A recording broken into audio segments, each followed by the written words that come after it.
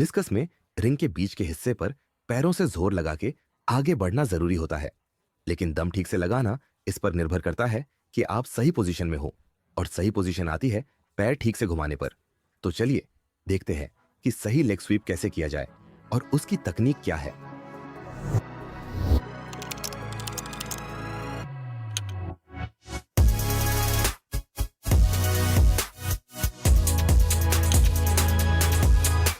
अब मेरे पास आपके लिए एक सवाल है। क्या आप इस वीडियो पर इसलिए आए हैं ताकि आप अपनी थ्रोइंग बेहतर कर सकें? अगर ऐसा है तो मैं चाहता हूं कि आप मेरी पेट्रियन पेज पर जाएं। मैंने अपना पेट्रियन पेज आपके जैसे थ्रोअर्स और कोचेस के लिए बनाया है। यहां आपको मिलेंगी मेरी बनाई हुई सबसे जरूरी ट्रेनिंग वीडियोस। इनमें शामिल है डिस्कस और शॉर्ट पुट में घुमाने की तकनीक के सारे स्टेप्स और पोजीशन, और इनमें है हर उम्र और लेवल के थ्रोअर के लिए वेट ट्रेनिंग और प्रैक्टिस के पूरे प्लान। तो अगर आप इस सीजन अपने थ्रो को और भी बेहतर करना चाहते हैं और अपनी तकनीक और ट्रेनिंग में मदद चाहते हैं, तो मेरे पेट्रियन पेज पर जाइए। मैंने इस वीडियो के नीचे अपना लिंक डाला है और मुझे आशा है कि आप इसे जरूर ट्राई करेंगे। तो चलिए पहले थ्रो के वाइंड अप को देखते हैं। हर थ्रो कर पहला स्टेप। ये डिस्कस एंड शॉर्ट पुट दोनों के लिए एक जैसा होता है, बिल्कुल वही फंडा।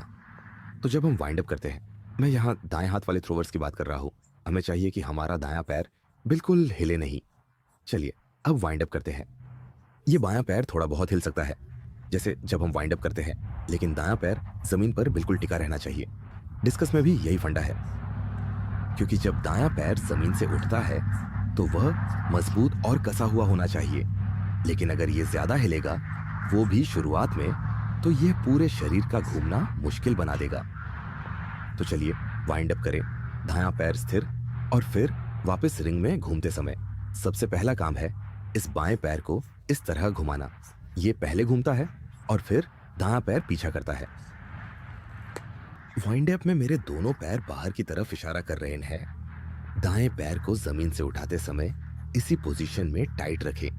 वाइंड अप करें, फिर यह मोड़े, एडी को आगे करे और फिर शरीर का निचला भाग इसी खुली पोजीशन में घुमाएं। कई बार क्या होता है, जब हम पीछे से पहला टर्न लेते हैं तो हम अपने घुटने को नीचे की ओर लुढ़कने देते हैं और फिर इससे घुटना नीचे चला जाता है और पैर की उंगली नीचे की ओर इशारा करती है।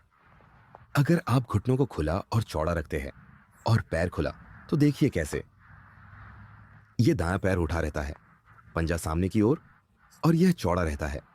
याद रखें, हम इससे बचना चाहते हैं, बल्कि सही तरीका देखें। ये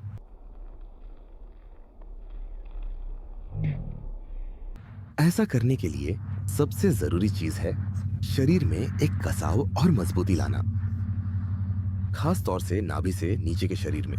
हिप्स मजबूत रखिए, घुटने टाइट और टखने लॉक करिए। पूरा शरीर एक मूर्ति जैसा सख्त एक साथ चलना चाहिए। फिर जब ये बाईं एड़ी आगे बढ़ेगी, जाहिर है कि दायां पांव अंत में ऊपर उठेगा ही, फिर यह ऐसे ऊपर उछलेगा बैलेंस के साथ। तो जब आप अपने पूरे टर्न कर रहे होंगे और पूरा स्पिन कर रहे होंगे, उसकी वीडियो लें और देखें कहीं आपका पंजा घूम तो नहीं रहा है। जब बायां पैर मुड़ता है तो कहीं दायां पैर भी मुड़ तो नहीं रहा। गलत है, चेक करें, क्या पैर मुड़ रहा है? कहीं घुटना नीचे तो नहीं गिर रहा। पैर मुड़ने से ही गलत पोजीशन आती है। दायां पैर हमेशा पूरी तरह से खुला रहना चाहिए। और जब आप ये करते हैं, मानिए कि मैं आपकी ओर फेंक रहा हूं, तो रिंग के बीच में पैर को मजबूती से गिराना आसान हो जाता है। बस यही थी लेग स्वीप के बारे में कुछ जरूरी बातें। याद रखें, शरीर का निचला हिस्सा मजबूत रखिए और पंजों की दिशा बाहर की ओर रखें। जब आप उस बाएं पैर को मोड़ते हैं तो दाहिना पैर खुला रखना है, घुटना भी खुला हो, नीचे नहीं लुढ़कना चाहिए। इससे आपका पैर बीच में मजबूती से गिरेगा। आपको इस मजबूती को पूरे चक्कर में बनाए रखना है। और हाँ, यह स्वीप आपको अपने बाएं पैर के चारों ओर घूमता हुआ थोड़ा धीमा महसूस होगा। उसकी चिंता ना करें, वैसा ही महसूस होना चाहिए। बस थ्रो करते रहे, बेहतर बने। अगली वीडियो में मिलते हैं।